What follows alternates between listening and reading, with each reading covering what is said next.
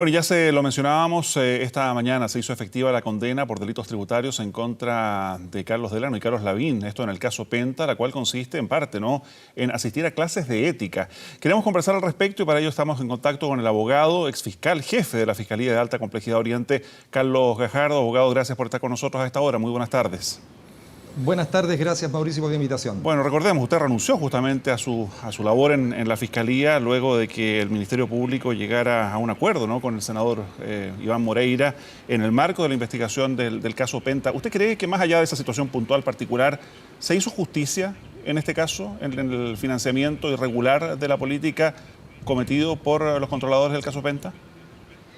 Yo creo que en general en estos casos no se ha hecho justicia, tuvimos mucha verdad, pudimos saber muchas cosas que estaban ocultas de la manera en que funcionaba el país, de la manera en que se hacían las leyes, de la manera en que se financiaba la política, de la manera en que se evadían impuestos a través de las empresas, pero toda esa verdad que fue posible reunir en la investigación no estuvo acompañada, creo yo, de dosis razonables de justicia, de sanción, y queda entonces esta idea que estaba, por supuesto, de antes, pero que estos casos lo vuelven a ratificar, de que en definitiva en Chile hay un doble tratamiento para los casos cuando la persona es una persona normal, es una persona NN de la calle o cuando es una persona poderosa. Por supuesto, en estos segundos casos la justicia funciona de una manera distinta para esas personas.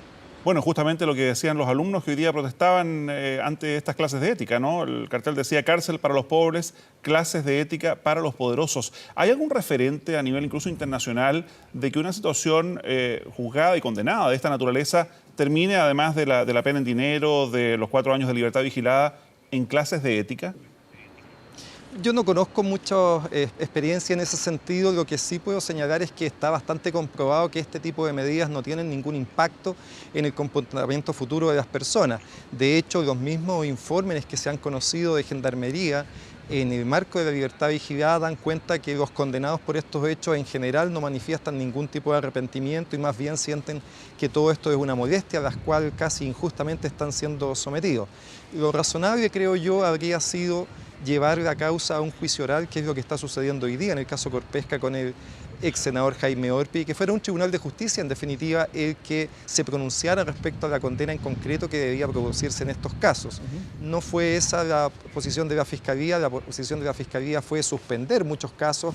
Sucedió con el senador Iván Moreira, con la empresa jurídica SQM, fueron esos los motivos por los cuales justo hace un año nosotros renunciamos. Y en el caso de los señores Delano y Lavín, además de llegar a un procedimiento abreviado, se eliminó derechamente la imputación que existía por soborno, lo que incluso fue criticado por la propia unidad experta al interior de la Fiscalía Nacional, que era la unidad de anticorrupción. A mí me parece que en general este caso fue resuelto de una manera inadecuada y el resultado, en definitiva, me parece, tiene que ver con mayores faltas de confianza en general en el sistema de justicia. Bueno, ¿y se puede hacer algo a esta altura cuando se insiste, ¿no?, a partir de este y de otros casos también? Ya vamos a analizar algunos de ellos respecto de esta justicia para unos y no para otros. O sea, yo creo que no hay mucho que hacer, Mauricio. Usted ve que esta semana un caso bastante grave en que la Fiscalía tenía antecedentes sólidos respecto de traspasos de dinero y boletas falsas al exministro Pablo Longueira fue también sobreseído porque nunca el Servicio de Impuestos Internos llegó con una querella, que es lo que habilitaba la Fiscalía para perseguir estos casos. Pero así como respecto de Pablo Longueira, respecto a otra serie de políticos, nunca tampoco hubo querella en contra de Rodrigo Peñailillo, por ejemplo, que tuvo una participación importante en el financiamiento de la precampaña de Michelle Bachelet. Fue condenado un sujeto con una participación bastante menor, como era Giorgio Martelli, pero el que estaba sobre él, los señores Peñailillo y Rosenbluth, por ejemplo, nunca pudieron ser perseguidos porque nunca llegó la querella. Es decir, hubo aquí una serie de instituciones que creo yo no estuvieron a la altura, la Fiscalía, por supuesto, y también el Servicio de Impuestos Internos. Ya, pero el punto cuando se busca salir adelante en todo este asunto es cierto. Usted dice se ha entregado algo de luz respecto de varias de estas investigaciones, pero cuando las investigaciones involucran a la clase política y de manera bastante transversal, debieran ser los propios parlamentarios, en definitiva, quienes actualicen las normas, quienes permitan, digamos, que se investigue sin necesidad de una acción del Servicio de Impuestos Internos o se endurezcan eventuales sanciones, ¿o no?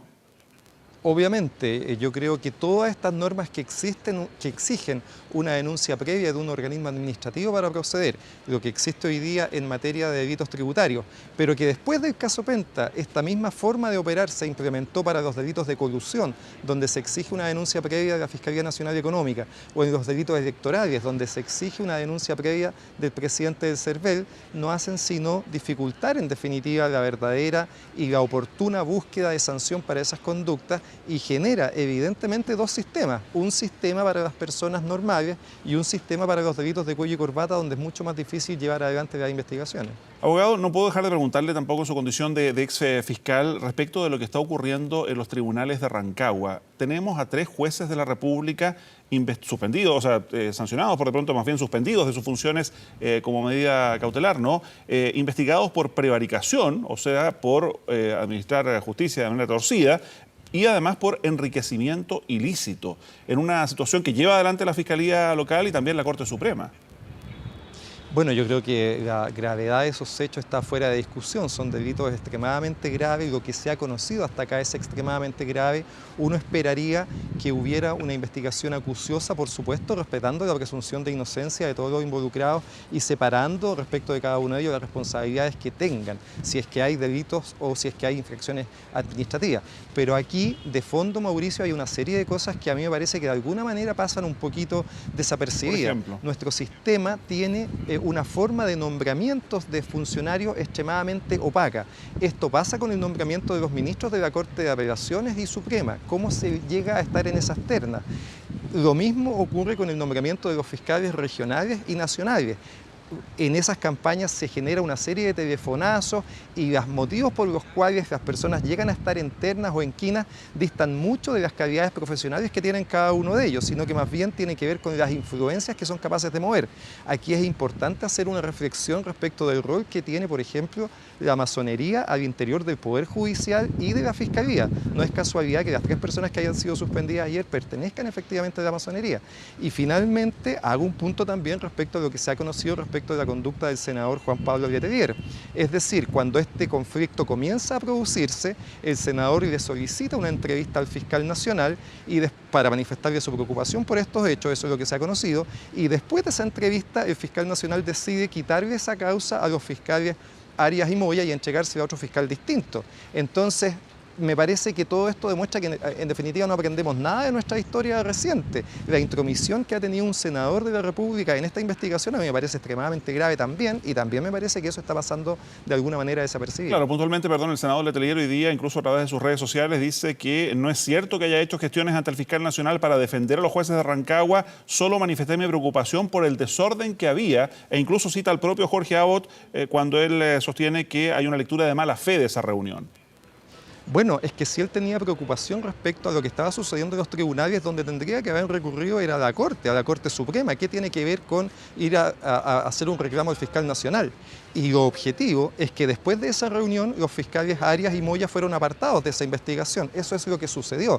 A mí, yo entiendo que una persona puede hacer las alegaciones que quieran, pero uno tiene la suficiente perspicacia para ver lo que está detrás, ¿no? La tontera nos llega hasta las 12 nomás en algunas ocasiones. A mí me parece que aquí hay una actividad clara de intromisión en lo que estaba sucediendo, un intento de intervenir en una causa, y eso me parece especialmente grave también. ¿Y eso hasta dónde llega? Porque en su momento el propio fiscal nacional, en su condición de candidato a la Fiscalía Nacional, también fue cuestionado por reunirse con parlamentarios.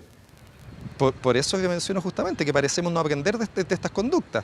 Cuando se eligió el fiscal nacional, y es uno de los puntos que esto también pone en tensión, lo que sucedió fue que hubo una serie de reuniones privadas que no se registraron en ninguna parte. No hubo ley del lobby que funcionara para saber, por ejemplo, como supimos después, que el fiscal nacional y otros candidatos se habían reunido privadamente con el senador Guido Girardi, con el senador Hernán Larraín, hoy día ministro de Justicia.